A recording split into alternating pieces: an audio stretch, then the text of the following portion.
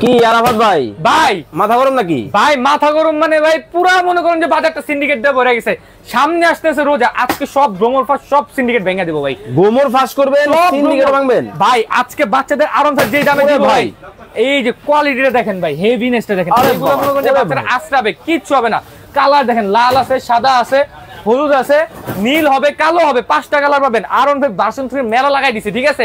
R15 version 3 এর কিন্তু দর্শক মেলা কিন্তু বসে গেছে। দেখেন মানে কত কত কালেকশন, অনেক কালেকশন। এই যে নিচে দেখেন না, আরো মডেল আছে, বাইক আছে, গাড়ি আছে, জিপ আছে, কি নাই দর্শক। আজকে লাইভে কিন্তু স্পেশাল ভাবে কিন্তু বাচ্চাদের কিন্তু গাড়ি কিন্তু দেখাবো।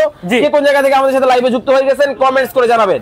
ওকে ভাই, কত থাকবে আজকে? যে দামটা থাকবে ভাই, আমি শুরুতেই বললাম যে কিসের 42,000, কিসের 40,000, কোন 3500 না, 3200 না, 3000 না।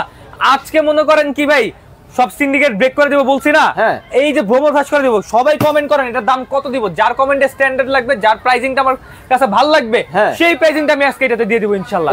এইটাতে দিব আমি। রোজা রমজান মাস ইনশাআল্লাহ কম প্রফিটে ভালো জিনিস দিব। আমার কথা হলো কি ভাই, শুনেন, আমাদের এখানে তো সবসময় প্রফিট করাটা ফ্যাক্ট না।